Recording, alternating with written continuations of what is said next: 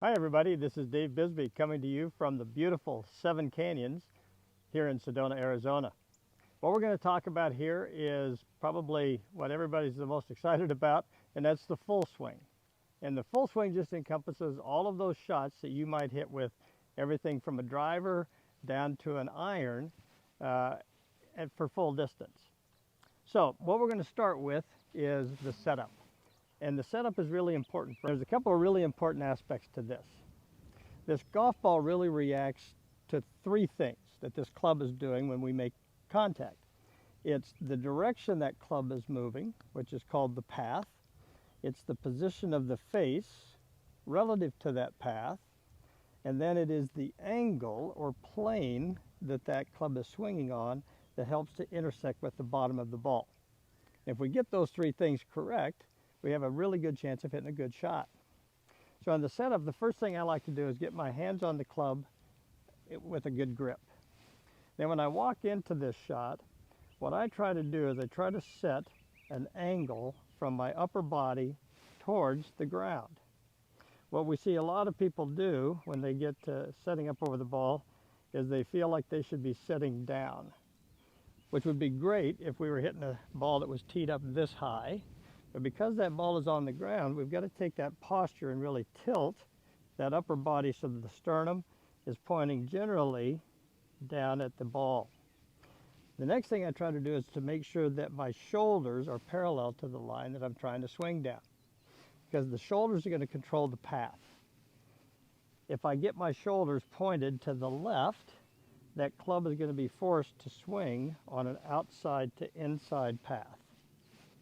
The opposite would be true if I set the shoulders too much out to the right.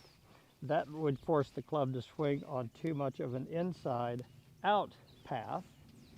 So what I want to try to do is I want to try to get my shoulders parallel to my target line.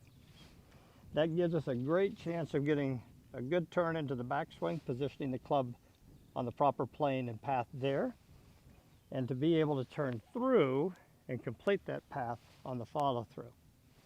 So a good grip, set my tilt, square my shoulders, and then I'm ready to go.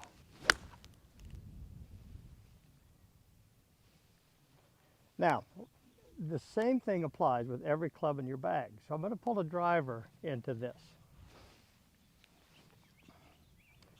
So I've got a 7-iron and I've got a driver here. The setup is really the same, and that's good news. You don't have to have a different setup for every club in your bag. So if I were setting up to this driver, that would be my posture and positioning for that driver.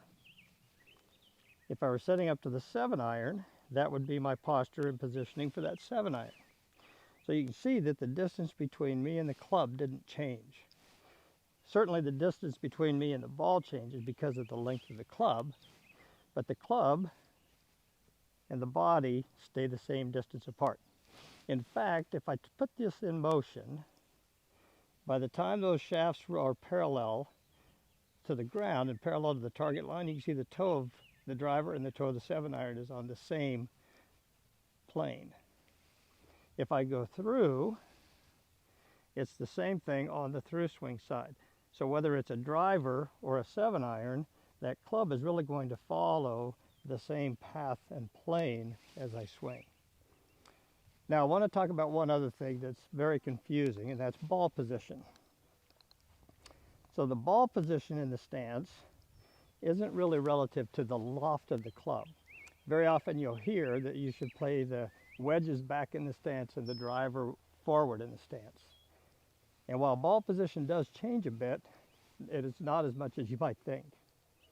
So if I set that 7-iron on the ground and position myself across from the handle, that will position that ball in my stance where it should go. And with the 7-iron, you can kind of see that that's pretty much in the middle. If I do the same thing with that driver, set that driver on the ground, stand across from the handle, that's where that driver goes in my stance. So you can see that that ball is a little in front of that one, but it's not very much. The reason for that is that with an iron, the leading edge of that club is behind the shaft, where with a driver, the leading edge of that club is in front of the shaft. And that's really what determines that ball position. What we see a lot is when someone sets up to the driver, the tendency is to get that ball too far forward in the stance. Now to put my right hand on the club, you can see how my shoulders have to go across that line. If I square my shoulders to that line and then stand to the handle, I'll be able to see that that golf ball should go there in the stance instead of way forward. So if you take the time to make a good setup, make it consistent from club to club, I think you're going to find every swing will feel the same and every club will do the work for you. Thanks for tuning in.